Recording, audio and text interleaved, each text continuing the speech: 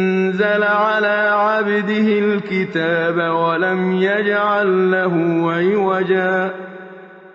قيما لينذر بأسا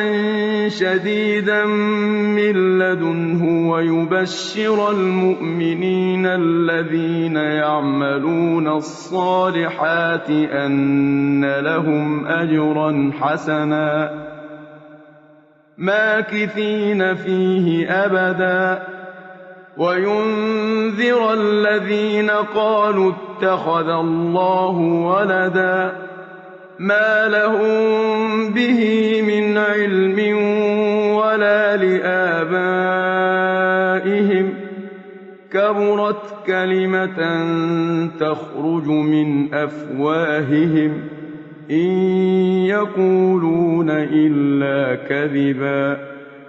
فلعلك